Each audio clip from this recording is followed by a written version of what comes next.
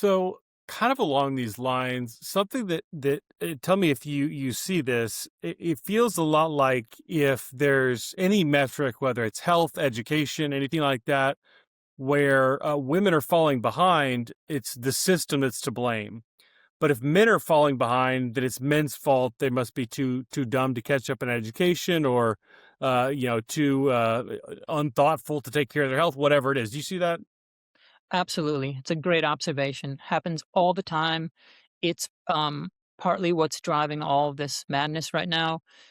Uh, women, women's health is like exclusively determined by social environmental factors. Women have no kind of volition or sort of free will or agency, whatever you want to call it, to determine their health. And that's why they push so hard for all this funding into the structural factors affecting women's health and all that. And then why they don't push the same thing for men's health, right? And yeah, it's a completely biased scenario that they have created. I think if you turn feminism on its head, you might look at this and say they're denying agency and autonomy to women by saying that they don't have choice in this matter. That's right. And I do not understand why more women do not get offended by that. It's a very fascinating phenomenon.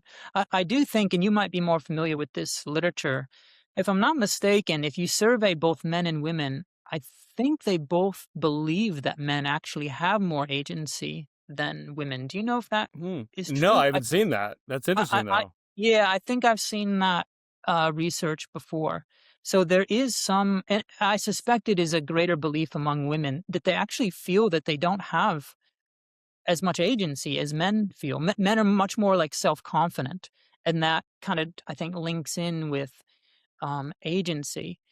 And actually that, in terms of kind of male psychology, that can actually be, I think, detrimental to men's health sometimes they because then they don't seek help when they need it. So that kind of social or environmental thing that might be able to assist them, they want to try to work through the problem themselves, which is completely fine until it's not fine. Like until like you keep running up against the wall and are unable to help yourself, it's okay to get help from others.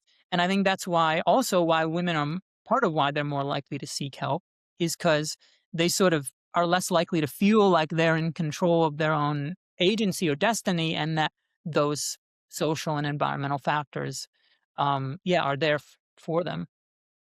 That's so interesting. I wonder if that those tendencies are like hardwired, ingrained.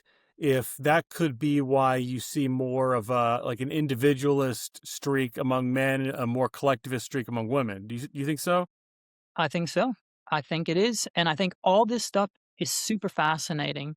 And we need to be able to talk about it openly. Like all this research on sex differences in psychology, I think it's not only important just for studying, like understanding human nature, but I think it does actually have like clinical implications. But what has happened in academia is because of this cancel culture, we now have difficulty actually talking about these things in the open way that you and I are, because people get offended. If you say something like, I don't know, women believe they have less agency or something, even if it's shown in a study, they still get triggered by that. So, this is why I think it's really important to continue to have these discussions because I think ultimately it can help both, yeah, men and women.